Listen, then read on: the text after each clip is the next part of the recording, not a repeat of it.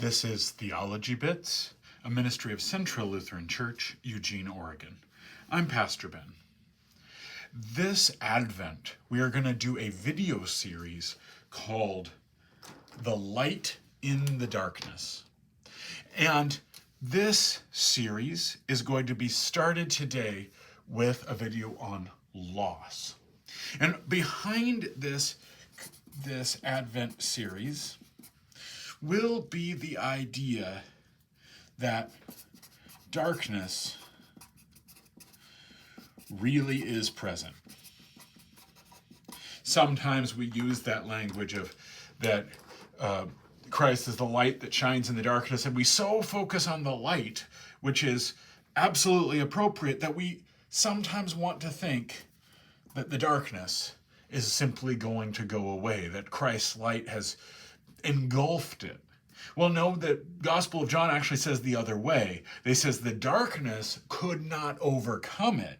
It doesn't say that the light eradicated the darkness once and for all. And we certainly live with that every day in what Paul calls this present evil age. That is, that the world we live in is a broken world. And so in Advent, we do absolutely express the joy, the hope, the peace, and the love of Christ as we look forward to the coming, the Adventus, of Christ in the future, where these things will all be actualized, and prepares us to remind ourselves of the last time Christ came into the world in the incarnation at Christmas.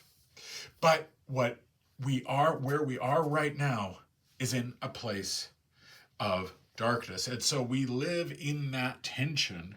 And so this series recognizes that, focusing on loss. So today's video is going to be about loss and grief in the midst of the season of Advent, with joy and hope and peace and love. And the reason we focus on that is because in Advent, when we all gather together with families, as we look forward to doing that in holiday celebrations, when those gatherings with that joy, how poignant we recognize the loss of those who are not there, those who are closest to us, and those who've gone before us, and we miss them sometimes more poignantly at this time of year than any. How many times I've been told this holidays get harder and harder for me with the more people that are gone. And so we're going to recognize that in this video and in this series. How is there light in that darkness in this Advent? Well, it is a description of grief. And in our conversation about grief, there's some things that we generally in society are familiar with grief. Some of you are familiar with so-called stages of grief that are things like denial, anger, bargaining,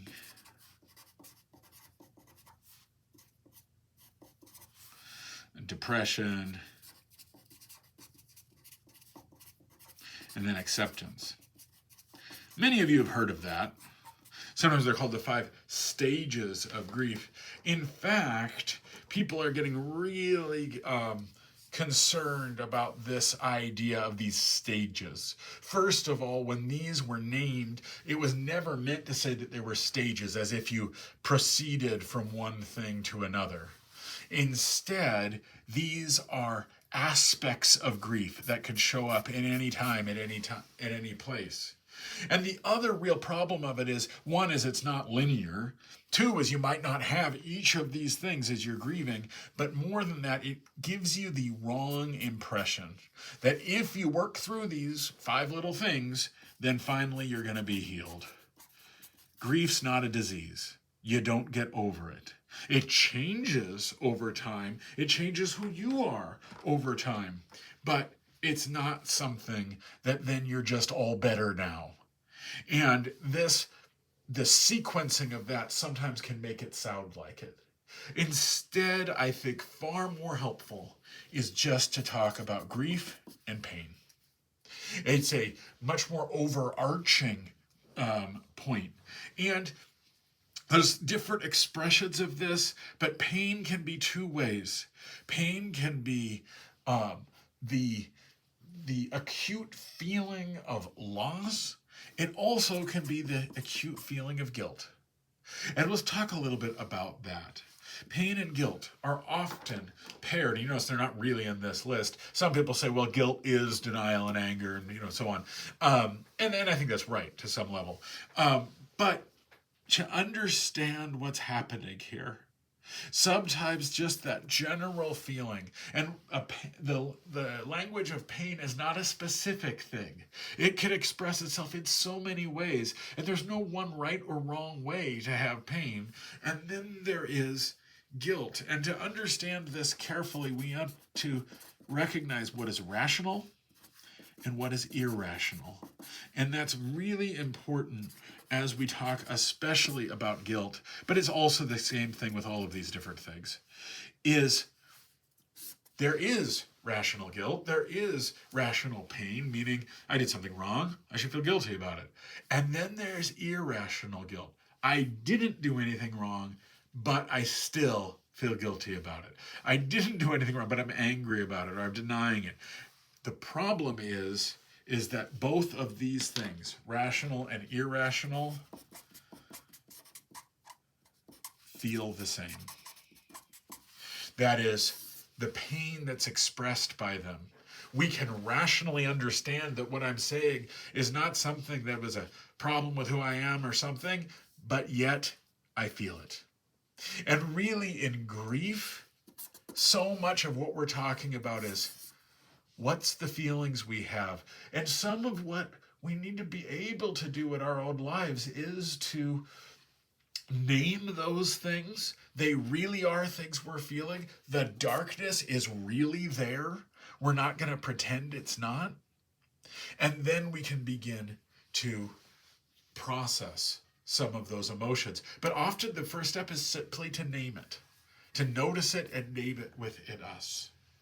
But I think there's something more going on because, of course, grief can be hard because it reminds us of our own wounds, which isn't just we remember someone who we wish were there, but what about our own mortality?